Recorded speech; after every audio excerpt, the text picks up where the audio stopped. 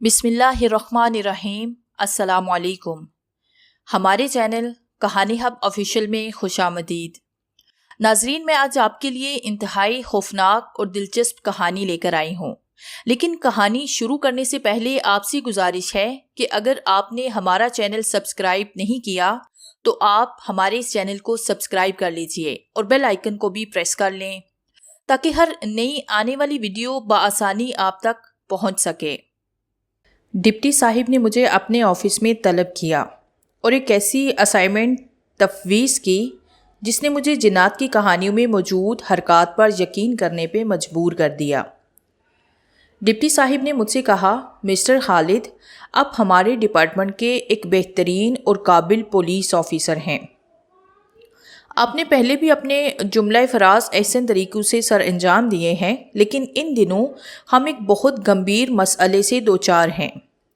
بات یہ ہے کہ یہاں سے بہت دور پریت نگر نامی ایک چھوٹا سا گاؤں واقع ہے، جہاں پچھلے 2 مہینوں میں 7 نوجوان لڑکوں کی پراسرار ہلاکتیں ہو چکی ہیں اور مرنے والوں کی لاشیں انتہائی خطرناک حالت میں ملتی ہیں، جس کی وجہ سے نہ صرف اہل پریت نگر بلکہ ارد گرد کے گاؤں کے لوگوں میں انتہائی تشویش پائی جاتی ہے اور پورا علاقہ نہایت افسردہ اور خوف و ہراس میں مبتلا ہے۔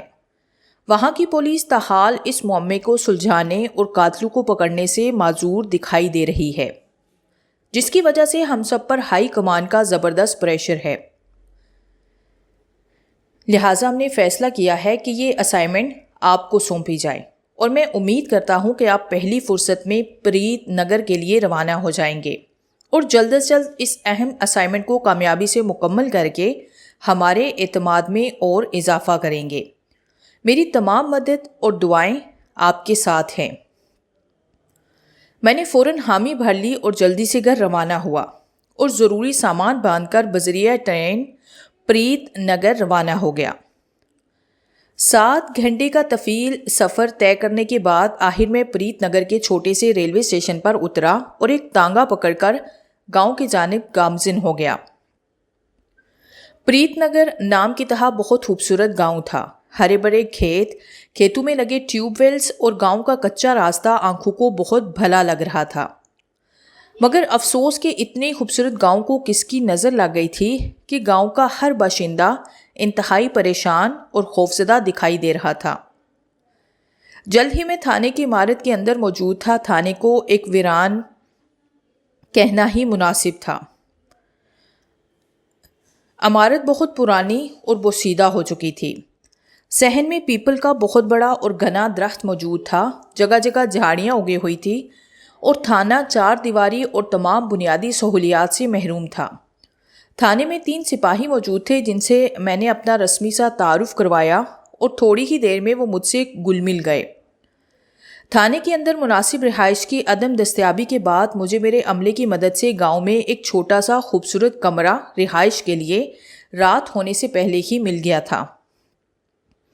میرا باقی کا سٹاف مقامی ہونے کی وجہ سے مجھے اکیلے ہی رہائش رکھنا پڑی۔ نماز عشاء کے بعد ہم سب نے مل کر گاؤں میں ہونے والے واقعات پر تفصیلی گفتگو کی تھی۔ تبھی مجھے شیدے سپاہی سے معلوم ہوا کہ شروع سے ہی پریت نگر بہت پرامن گاؤں تھا۔ یہاں کے تمام باشندے بہت اچھے کردار کے حامل ہیں، کسی سے کسی کی کوئی دشمنی نہیں۔ پھر بھی پچھلے 2 مہینوں سے گاؤں میں موجود چودھری رفاقت کی پرانی حویلی سے نوجوانوں کی لاشیں مل رہی ہیں اور لاشوں کی حالت انتہائی خطرناک ہوتی ہے۔ آنکھیں سرے سے غائب، پیٹ سے آنتیں بالکل باہر نکلی ہوئی، کسی کا کوئی اعضاء غائب اور رنگ بالکل نیلا ہوتا ہے۔ میں غصے سے بولا، تو آپ سب کس مرض کی دوا ہیں؟ اتنے بے گناہ لوگوں کو بے دردی سے قتل کر دیا گیا اور قاتل آج تک آزاد پھر رہے ہیں۔ تبھی دوسرا سپاہی انور بولا، صاحب جی، ہم نے گاؤں والوں سے مل کر قاتل کو پکڑنے کے لیے ہر ممکن کوششیں کی ہیں۔ چودھری صاحب بھی ہمیں ہر طرح سے مدد فراہم کرتے رہے، مگر قاتل اتنا ہوشیار ہے کہ کسی قسم کا کوئی بھی ثبوت نہیں چھوڑتا، اور گاؤں والا کا کہنا ہے کہ شروع سے ہی حویلی پر جنات کا سایہ ہے، اس لیے یہ کام جنات کا ہی ہے۔ میں نے غصے سے انور کی بات کاٹتے ہوئے کہا، بکواس کرتے ہیں یہ جاہل لوگ، اس جدید دور میں بھی پرانی بوسیدہ باتوں پر یقین رکھتے ہیں، افسوس ہے ایسے لوگوں پر۔ اگلے ہی دن میں سپاہیوں کے ساتھ حویلی میں گیا تاکہ قاتل کو پکڑنے کے لیے کوئی لائحہ عمل بنا سکوں، مگر خلاف توقع میرے تینوں سپاہیوں نے حویلی کے اندر جانے سے انکار کر دیا۔ وہ بری طرح سے خوف میں مبتلا ہو چکے تھے۔ میرے پرزور اصرار کے باوجود بھی وہ حویلی کے اندر جانے سے انکاری رہے، یہاں تک کہ شیدا بولا، صاحب جی ہم سب نوکری چھوڑنے کو تیار ہیں، مگر حویلی کے اندر کسی بھی صورت نہیں جائیں گے، کیونکہ حویلی کے اندر جو بھی گیا ہے پھر واپس نہیں آیا۔ میں ان کو کوستا ہوا اکیلا ہی حویلی کے اندر داخل ہو گیا۔ حویلی بہت بڑی تھی، انتہائی پرانی ہونے کے باوجود بھی یہ 3 منزلہ عمارت بہت خوبصورت لگ رہی تھی۔ صحن میں موجود تالاب بہت خوبصورت نظارہ پیش کر رہا تھا، جگہ جگہ جھاڑیاں اگے ہوئی تھی۔ میں نے ساری حویلی کا مکمل طور پہ معائنہ کیا، جس میں بہت سارے چھوٹے بڑے کمرے بنے تھے، سب بوسیدہ اور کھلے ہوئے تھے، مگر دوسری منزل پر ایک بڑا سا کمرہ لاک تھا۔ تالے سے محسوس ہو رہا تھا جیسے کافی عرصے سے یہ کمرہ بند ہو۔ مجھے اس بند کمرے کو دیکھ کر کافی تعجب ہوا۔ پھر واپسی پر میں چودھری رفاقت کی کوٹھی پر پہنچا، جو کسی ضروری کام کی وجہ سے پچھلے 2 دنوں سے گاؤں میں موجود نہیں تھا۔ اس لیے میں نے اس سے ملنا ضروری سمجھا تاکہ کارروائی مزید آگے بڑھائی جا سکے۔ گاؤں والوں کی نظروں میں چودھری کی کافی عزت تھی، اور بقول ان کے چودھری بہت نیک اور معزز انسان تھا، مگر میری نظر میں وہ اچھا انسان نہیں تھا، اور میرا دل کہتا تھا کہ ان تمام واقعات میں چودھری رفاقت کا ہاتھ ضرور شامل ہے۔ پیشہ ورانہ طور پر چودھری سے ملاقات کے دوران میں نے کچھ ایسی باتیں نوٹ کی تھی جس سے میرا شک چودھری تک جانا لازم تھا۔ چودھری سے ملاقات خوشگوار ماحول میں ہوئی، اور چودھری نے مجھ سے کہا، انسپکٹر صاحب ہمارے گاؤں کو نہ جانے کس کی نظر لگ گئی ہے۔ گاؤں کے سب لوگ اچھے اور دیندار ہیں، اور میں بھی گاؤں والوں کو اپنی فیملی کی طرح پیار کرتا ہوں۔ اس لیے انسپکٹر صاحب میں ہر طرح سے آپ کی مدد کرنے کو تیار ہوں، اور آپ سے ریکویسٹ کرتا ہوں کہ جلد از جلد قاتلوں کو کیفر کردار تک پہنچانے کے لیے ہر ممکن اقدامات کیجیے، اور ہمارے گاؤں کو اس اذیت سے بچانے میں ہماری مدد کیجیے۔ میں نے چودھری کو بتایا کہ میں آج آپ کی پرانی حویلی میں گیا تھا تاکہ مکمل معائنہ کر سکوں۔ وہاں دوسری منزل پر ایک کمرہ لاک ہے، اسے تو کھولیے، ہو سکتا ہے اس کمرے سے کوئی سراغ ہی مل جائے۔ تو چودھری نے جواب دیا، انسپکٹر صاحب یہ واقعات تو پچھلے 2 مہینوں سے شروع ہوئے ہیں، اور یہ کمرہ تو کافی عرصے سے بند ہے۔ ہمارے آباء و اجداد کہتے تھے اس کمرے میں آسیب موجود ہے، وہاں سے عجیب و غریب آوازیں آتی تھی، اسی وجہ سے ہم نے وہ حویلی چھوڑی تھی، اور آج تک اسی خوف کی وجہ سے ہم نے وہ دروازہ بھی نہیں کھولا۔ میرے بہت اصرار پر بھی چودھری کمرہ کھولنے کے لیے آمادہ نہ ہوا، اور سخت لہجے میں بولا، اگر میں یہ دروازہ کھول دوں تو میرے خاندان پر کوئی ناگہانی آفت آنے کا خطرہ ہے، لہٰذا اسے کھولنا میرے لیے ممکن نہیں، اور ویسے بھی اس دروازے سے گاؤں میں ہونے والے واقعات سے کوئی تعلق نہیں۔ ظاہری طور پر تو چودھری اچھا انسان نظر آ رہا تھا، مگر میری چھٹی حس مجھے بتا رہی تھی کہ چودھری ہر حال میں ان واقعات میں ملوث ہے۔ ہو سکتا ہے کہ چودھری کی مرنے والوں سے دشمنی ہو، اور وہ آسیب کی آڑ میں انہیں ختم کروا دیتا ہو، مگر ٹھوس ثبوت اور شواہد کے بغیر میں اس بااثر چودھری کے خلاف کچھ بھی کرنے سے قاصر تھا۔ اوپر سے گاؤں والے بھی چودھری پر اندھادھند اعتبار کرتے تھے۔ ہفتے کے دن ابھی میں تھانے میں پہنچا ہی تھا کہ شیدا گھبرایا ہوا میرے پاس آیا اور بولا، صاحب جی غضب ہو گیا، آج پھر ایک لاش حویلی میں ملی ہے۔ پھر میں فوراً جائے وقوع پر پہنچا، اور لاش دیکھ کر میرے خاص گم ہونے لگے۔ مرنے والی کی آنکھیں غائب تھی، پیٹ بہت بری طرح سے زخمی تھا، دایاں بازو اور ایک باؤں غائب تھا، اور رنگ مکمل طور پہ نیلا ہو چکا تھا، جیسے نیلی سیاہی لاش پر ڈال دی گئی ہو۔ سارا گاؤں وہاں جمع ہو چکا تھا، سب سہمے اور ڈرے ہوئے تھے۔ مرنے والے کے گھر والے غم سے نڈال ہو رہے تھے۔ موقع پر چودھری بھی پہنچ گیا، جو خوفزدہ اور پریشان نظر آ رہا تھا، اور آتے ہی بولا، انسپکٹر صاحب خدا کے لیے کچھ کریں اور نفری طلب کیجیے۔ آخر ہمارا قصور کیا ہے؟ کدھر ہے آپ کا قانون جو اس قدر معذور ہو چکا ہے کہ ہمارے تحفظ سے آنکھیں چرا رہا ہے؟ ضروری کارروائی کے بعد لاش کو سپرد خاک کر دیا گیا۔ پھر میں نے گاؤں کی میٹنگ بلائی اور سب گاؤں والوں کو اس بات پہ متفق کیا کہ جب تک قاتل قانون کے شکنجے میں نہیں آ جاتا تب تک سب مل کر بالخصوص حویلی کے ارد گرد اور بالعموم گاؤں کے چاروں اطراف پہرا دیں گے۔ پھر گاؤں والے باری باری پہرا دینے لگے اور میں بھی حویلی پر مسلسل نظر رکھے ہوئے تھا۔ جب تک پہرا لگا رہا تب تک گاؤں میں کوئی ناخوشگوار واقعہ پیش نہ آیا اور اس لیے لوگ میری بہادری کو سراہتے ہوئے میری تعریفیں کرنے لگے، مگر مجھے صرف اپنے کام سے مطلب تھا اور میں جلد از جلد یہ کام مکمل کرنا چاہتا تھا۔ عصر کی نماز ادا کرنے کے بعد میں تھانے واپس جا رہا تھا کہ راستے میں ایک ادھیر عمر عورت نے مجھے ایک خط تھما دیا اور بولی، صاحب جی خط پڑھنے کے بعد جواب ضرور لکھ دیجیے گا، اور میں کل اسی وقت اسی جگہ لوگوں کی نظروں سے نظریں بچا کر آپ سے جوابی خط لے کر جاؤں گی۔ اور جاتے ہوئے بولی، انسپکٹر جی خط اکیلے ہی پڑھیے گا، اور ہنستی ہوئی چلی گئی۔ میں تھانے جا کر اب تک ہونے والی ساری کارکردگی لکھنے لگا تاکہ اسے ہیڈ آس بیچ سکوں۔ زیادہ کام کی وجہ سے خط پڑھنا میں بھول گیا۔ نماز عشاء کے بعد اپنے کمرے میں جا کر مجھے خط کا خیال آیا تو میں نے فوراً اسے کھول کر پڑھنا شروع کیا، جس کی تحریر کچھ یوں تھی: خالد، السلام علیکم۔ جب سے آپ ہمارے گاؤں میں آئے ہیں میں آپ کی بہادری، عقل مندی اور اچھی عادات کی وجہ سے دل سے آپ کی عزت کرنے لگی ہوں۔ ساری رات مجھے نیند نہیں آتی اور میں آپ کو یاد کرتی رہتی ہوں۔ مجھے لگتا ہے جیسے آپ سے پیار کرنے لگی ہوں۔ میرے پاس اللہ کا دیا ہوا سب کچھ ہے، مگر مجھے صرف آپ کی محبت کی ضرورت ہے، لہٰذا برائے مہربانی میری محبت کو قبول کر کے خدمت کا موقع دیں۔ پوری زندگی آپ کی باندی بن کر رہوں گی، صرف آپ کی سونیا رفاقت۔ میں نے خط پڑھتے ہی سوچا ابھی ایک مصیبت ٹلی نہیں اور دوسری آنے کو تیار ہے۔ ویسے بھی ان دنوں مجھے پیار وغیرہ سے کوئی دلچسپی نہ تھی، میں پیار وغیرہ کو صرف ڈرامہ سمجھتا تھا، اور گاؤں کے لوگ میری بہت عزت کرتے تھے، اس لیے میں اپنے لیے کوئی مسئلہ کھڑا نہیں کرنا چاہتا تھا، اس لیے میں نے خط کا جواب دینا مناسب نہ سمجھا۔ اگلے دن بوڑھی عورت سے کہہ دیا، اپنی مالکن سے کہو کہ میں پیار محبت پر یقین نہیں رکھتا، اس لیے مستقبل میں مجھے کوئی خط نہ لکھیں۔ ہم سب نے مل کر پورا ایک مہینہ سخت پہرا دیا تو گاؤں میں کوئی بھی ناگوار واقعہ پیش نہ آیا، جس کی وجہ سے مجھے یقین ہو گیا تھا کہ قاتل جو بھی ہے اس کا تعلق اسی گاؤں سے ہے، کیونکہ پہرے میں ہم نے ہر طرف کڑی نظر رکھی ہوئی تھی۔ رفتہ رفتہ پہرے کو نرم کر دیا گیا۔ ویسے بھی گزرتے وقت کے ساتھ لوگوں کے دلوں سے بھی کچھ وحشت کم ہونے لگی تھی۔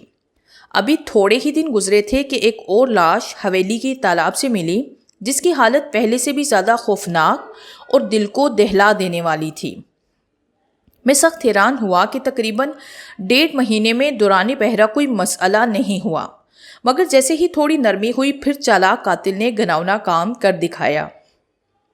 اب تو مجھے 100% یقین ہو گیا تھا کہ یہ سب کچھ چوہدری ہی کروا رہا ہے، کیونکہ پہرے میں کمی کروانے میں چوہدری پیش تھا۔ پورے گاؤں میں جیسے صفِ ماتم بچھ گئی ہو، ہر شخص نہایت افسردہ نظر آ رہا تھا، ہر طرف ہو کا عالم تھا، لوگ جیسے ہنسنا بھول گئے ہوں۔ چاروں طرف سناٹا چھا گیا تھا، ہر کسی کو اپنی جان کی فکر ہو رہی تھی کہ نہ جانے کب اس کی باری آ جائے۔ اور ویسے بھی جب کسی گاؤں میں درجن کے قریب نوجوان لڑکے انتہائی سفاکی اور بے دردی سے قتل کر دیے جائیں، وہاں خوف نہ ہو تو کیا ہوگا۔ نماز ظہر کے بعد میں امرودوں کے باغ میں سے گزر رہا تھا کہ اچانک چوہدری کی اکلوتی بیٹی سونیا میرے سامنے آ گئی۔ آج پہلی بار میں نے اسے اتنے قریب سے دیکھا تھا۔ وہ انتہائی خوبصورت تھی۔ میں ابھی غور سے اسے دیکھ ہی رہا تھا کہ وہ اندازے شوخی سے بولی، انسپکٹر صاحب، میں نے آپ کا کیا قصور کیا ہے؟ میں تو آپ کی راہوں میں پلکیں بچھائے رہتی ہوں، مگر آپ ہیں کہ مجھ سے نظریں ہی نہیں ملاتے۔ خدا کے لیے اتنے ظالم نہ بنیے، کچھ بھی میرا خیال کیجیے۔ میں نے غصے سے سونیا کو سمجھایا کہ گاؤں میں لوگوں کے گھر اجڑ رہے ہیں، لوگ وحشت کی تصویر بنے ہوئے ہیں اور تمہیں اس نازک کڑی میں عشق سوج رہا ہے۔ جاؤ اپنا کام کرو اور مجھے اپنا کام کرنے دو۔ اور ویسے بھی یہ پیار وغیرہ سب ڈرامہ بازی ہے، بس 2 دن کا بخار ہے، جلد ہی اتر جائے گا۔ میری باتیں سن کر وہ رو دی اور بولی، خدا گواہ ہے کہ گاؤں میں ہونے والے واقعات سے میں خود بھی بہت پریشان ہوں۔ مرنے والے سب میرے بھائیوں جیسے ہیں، مگر یہ کمبخت دل کو بھلا کون سمجھائے۔ اس کا یہ انداز بیان میرے دل میں جگہ بنانے میں کامیاب ہو گیا، مگر میں اسے وہیں چھوڑ کر تھانے پہنچ گیا۔ رات کو مجھے نیند نہیں آ رہی تھی۔ میں سوچ رہا تھا کہ گاؤں میں جو قیامت سوگرا برپا ہوئی ہے اس نے کتنے گھروں کے چراغ گل کر دیے ہیں۔ آخر لوگوں کا کیا قصور ہے؟ جتنے بھی لوگ مارے گئے تھانے میں ان کا کوئی بھی ریکارڈ موجود نہ تھا۔ وہ سب اچھے انسان تھے، پھر انہیں اتنی بے دردی سے کیوں قتل کر دیا گیا؟ اچانک میرے ذہن میں ایک ترکیب سوجی کہ کیوں نہ میں کسی رات اکیلا حویلی میں جاؤں اور بند کمرے کو کھولوں، شاید مجھے وہاں کوئی سراغ مل سکے، کیونکہ مجھے پورا یقین تھا کہ چودھری کا ان ہلاکتوں میں ضرور کوئی کردار ہے۔ پھر نہ جانے کب میری آنکھ لگی اور میں نیند کی آغوش میں چلا گیا۔ دن تیزی سے گزرتے رہے، مگر ہر ممکن اقدامات کے باوجود قاتلوں کا کوئی سراغ نہیں مل رہا تھا۔ چودھری نے حویلی کو مکمل طور پہ سیل کر دیا تھا، اس لیے اب کوئی بھی حویلی میں نہیں جا سکتا تھا۔ میں بھی بارہا کوششوں کے باوجود بند کپڑے تک پہنچنے میں ابھی تک ناکام تھا۔ تقریباً 8 دن کے بعد حویلی کے تالاب سے ایک اور لاش ملی اور پورے علاقے میں افراتفری پھیل گئی اور ہر طرف لوگوں کو اپنی موت یقینی نظر آنے لگی۔ اخبارات اور ٹی وی پر میڈیا پولیس کی کارکردگی کے خلاف زہر اگل رہا تھا۔ ڈپٹی صاحب بھی ان حالات میں سخت پریشان تھے۔ ان پر سینئرز حکمران کا سخت پریشر تھا، مگر پھر بھی انہوں نے مجھ پر اعتماد جاری رکھا اور میرے کہنے پر مزید نفری پریت نگر بھجوا دی، مگر کچھ حاصل نہیں ہو رہا تھا۔ میری سخت جدوجہد اور ہر ممکن اقدامات پر اہل پریت نگر بھی مجھے عزت کی نگاہوں سے دیکھ رہے تھے اور سونیا بھی مسلسل میرا پیچھا کر رہی تھی۔ انہی دنوں میں دل کے ہاتھوں مجبور ہو گیا اور تیزی سے سونیا کی طرف مائل ہونے لگا، اور دھیرے دھیرے ہمارے انتہائی خفیہ ملاقاتوں نے محبت کا روپ دھار لیا۔ ہماری محبت خالص اور پاکیزہ تھی، مگر پھر بھی ہم ایک دوسرے کو دیکھنے کے لیے تڑپنے لگے، اور اس طرف کے باوجود بھی میرے فرائض میں کوئی کوتاہی نہ آئی اور میں مسلسل اپنے کام پر مکمل توجہ دے رہا تھا۔ میرے عملے نے انتہائی جانفشانی سے کام کیا اور کافی حد تک مختلف پیشہ ورانہ مہارتوں کی مدد سے ہم نے ان واقعات پہ قابو پا لیا، مگر جب تک قاتلوں کا سراغ نہ ملتا ہم کسی بھی صورت چین سے نہیں بیٹھ سکتے تھے۔ ایک دن میں تھانے میں پریس رپورٹ لکھنے میں مصروف تھا کہ سونیا نے مجھے کسی نوکرانی کے ہاتھ خط بھیجا، جس میں اس نے لکھا تھا: مسٹر خالد، آج میں آپ کی محبت کا امتحان لینا چاہتی ہوں۔ اگر آپ پورا اترے تو مجھے یقین ہو جائے گا کہ آپ بھی مجھ سے میری طرح سچی محبت کرتے ہیں۔ اگر ناکام ہوئے تو آج سے ہماری محبت ختم، لہٰذا آج آپ کو مجھے حویلی میں ملنے آنا ہوگا، اور وہ بھی رات کو، اور ویسے بھی حویلی میں رونما ہونے والے واقعات کا حویلی سے کوئی تعلق نہیں، کیونکہ کچھ خاص لوگ میرے ابو کو پھنسانے کے لیے ڈرامہ رچا رہے ہیں۔ اب گاؤں میں خفیہ ملاقاتیں کرنا کافی دشوار ہو گیا ہے، اس لیے ہمیں اب حویلی میں ہی ملنا چاہیے تاکہ ہم بلا خوف و خطر ملن کی سنہری ملاقاتوں سے لطف اندوز ہو سکیں۔ آخر کب تک ہم جوانی کی طرف کو جسموں میں قید رکھیں؟ امید ہے کہ آپ یقیناً سمجھ گئے ہوں گے۔ مجھے پورا یقین ہے کہ آپ آج رات حویلی میں ضرور آئیں گے، مگر یاد رہے آپ نہ آئے تو پوری زندگی میرا چہرہ دیکھنے سے محروم رہیں گے۔ فقط آپ کی سونیا۔ پہلے تو میں سونیا کی اس حرکت اور خواہش پر حیران ہوا، مگر دل کے ہاتھوں مجبور ہو کر حویلی جانے کا ارادہ کیا، اور ویسے بھی میں حویلی میں جا کر بند کمرہ کھولنا چاہتا تھا تاکہ میرا کمرے والا سسپینس دور ہو۔ میں نے سونیا کی بات مان لی اور خط میں لکھ دیا کہ میں اپنی جان کو ملنے آج رات حویلی میں ضرور آؤں گا۔ رات کے 11 بجے میں اپنے کمرے سے نکلا اور بڑی احتیاط سے حویلی کی جانب چل پڑا۔ گرمی بہت زیادہ تھی، ہر طرف ہو کا عالم تھا۔ حویلی گاؤں سے ذرا باہر بنی تھی۔ راستے میں بہت بڑا قبرستان تھا، جس کے قریب سے گزرتے وقت دل ذرا سا خوف محسوس کر رہا تھا، مگر ایک تو محبوب سے ملنے کی خواہش، دوسرا کمرے کا راز جاننا میرے لیے بہت بڑی بات تھی۔ حویلی پر پہنچتے ہی سونیا نے مین گیٹ پر میرا پرتپاک استقبال کیا اور مجھے بازو سے پکڑ کر اندر لے گئی اور نہایت ہی پیار اور شوخی سے بولی: جلدی سے اندر چلیے، کوئی دیکھ نہ لے۔ میں یہ دیکھ کر حیران ہوا کہ حویلی کے ارد گرد کوئی پہرے دار موجود نہیں۔ سونیا صورتحال کو بانتے ہوئے بولی: جناب بے فکر رہیے، آج کوئی پہرے دار نہیں آیا۔ میں فوراً بولا: کیوں؟ تو وہ میرے بالکل قریب آ کر بولی: کیونکہ آج ہمارے حقیقی ملن کی رات ہے، اس لیے۔ اور مجھے نہایت پیار سے حویلی کی دوسری منزل پر موجود اسی کمرے کے دروازے پر لے گئی اور بند کمرے کا دروازہ کھولنے لگی۔ میں نے فوراً کہا، سونیا چودھری صاحب تو کہتے ہیں کہ اس کمرے کو ہم نے کبھی کھولا نہیں اور اس کے کھلنے سے ہمارے خاندان کو نقصان پہنچنے کا اندیشہ ہے۔ تو وہ بڑے پیار اور محبت بڑے لہجے میں بولی، جناب ایسی کوئی بات نہیں، اصل میں اس کمرے میں ہمارے بزرگوں نے بہت زیادہ خزانہ چھپا رکھا ہے، صرف اسی لیے اس کو ہمیشہ بند رکھا جاتا ہے۔ میں کچھ بولنے ہی والا تھا کہ اس نے پیار سے میرے لبوں پہ ہاتھ رکھ کر مجھے بولنے سے منع کر دیا۔ سونیا آج کافی خوبصورت لگ رہی تھی۔ کمرہ اندر سے بہت خوبصورت تھا۔ کھڑکیوں کے اوپر بہت خوبصورت پردے لٹک رہے تھے۔ ٹیبل، روشن دان، صوفے، کرسیاں اور کھانے پینے کے لیے استعمال ہونے والے تھوڑے سے برتن بھی کمرے میں موجود تھے اور فرش پر بیش قیمت قالین بچھا ہوا تھا، مگر کمرہ بجلی سے محروم تھا۔ البتہ روشنی کے لیے لالٹین موجود تھی، جن کی مدھم روشنی میں بیٹھ کر ہم پیار محبت کی باتیں کر رہے تھے۔ اس وقت میں خود کو دنیا کا خوش قسمت ترین انسان تصور کر رہا تھا کہ سونیا جیسی خوبصورت اور جوانی کے نشے سے بھرپور لڑکی کا مجھے قرب حاصل تھا۔ باتیں کرتے کرتے اچانک سونیا اٹھی اور بولی، مسٹر خالد معاف کیجیے گا، میں آپ کی خدمت میں کچھ پیش کرنا تو بھول گئی۔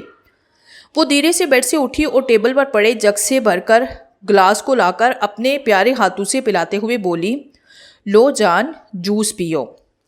گلاس منہ کے قریب آتے ہی مجھے محسوس ہو گیا کہ یہ شراب ہے۔ میں حیرت سے سونیا کی طرف دیکھتے ہوئے بولا، سونیا یہ کیا ہے؟ تو مجھے حرام اور گندی چیز پلا رہی ہو؟ تو وہ فوراً بولی، بے شمار ہجر کی راتوں کی سختیاں جھیل کر اب ملن کی رات آئی ہے تو تم کیوں انکار کرتے ہو؟ اگر میں تمہارے قرب کے حصول کے لیے اس خوفناک حویلی میں صرف تمہاری خاطر آ سکتی ہوں تو تم میرے لیے شراب نہیں پی سکتے؟ میں نے اس کے نشیلے لبوں کی طرف دیکھ کر کہا، سونیا میں تمہارے لیے جان بھی دے سکتا ہوں، مگر خدا کے لیے مجھے شراب سے دور رکھو۔ تو وہ اپنی لمبی زلفوں کو چہرے سے ہٹا کر بولی، اوکے شراب نہ صحیح، مگر شباب تو چلے گا نا؟ اور مجھے بیڈ پر لٹا کر بوسو کنار کرنے لگی۔ سنا تھا جوانی دیوانی ہوتی ہے، اس لیے میں بھی ہوس کی نندی میں بہنے لگا۔ سونیا خوش و حواس سے بیگانہ مجھ سے لپٹی ہوئی تھی اور پھر میں نے بھی آج ہر حد پار کرنے کی ٹھان لی تھی۔ اچانک سونیا نے بڑھتے ہوئے ہاتھ روک لیے اور لڑک کر بیڈ سے فرش پر جا گرے۔ فوراً میں بھی سونیا کو اٹھانے کے لیے لپکا اور اسے اٹھا کر بیڈ پہ بٹھایا اور گرنے کی وجہ پوچھنے لگا تو سونیا بولی، یار جان کوئی مسئلہ نہیں، اچانک چکر آ گیا تھا، مگر تم نے اپنے گلے میں اللہ کے نام والا لاکٹ پہن رکھا ہے، پلیز اسے اتار دو۔ اب ایسے کام کے دوران اتنی پاک اور مبارک ہستی کا نام جسموں سے ٹکرانا تو غلط بات ہے۔ میری نظر لاکٹ پر پڑی تو مجھے فوراً ہوش آ گیا اور میں جلدی سے اٹھ کر شرٹ پہننے لگا تو سونیا جلدی سے بولی، پلیز یہ لاکٹ اتار کر جلدی سے میری باہوں میں آ جاؤ اور برسوں سے لگی میری پیاس کو بجھا دو۔ مگر میں بولا، نہیں سونیا یہ غلط کام ہے، ہمیں اللہ کی عائد کردہ حدود سے گزرنا نہیں چاہیے۔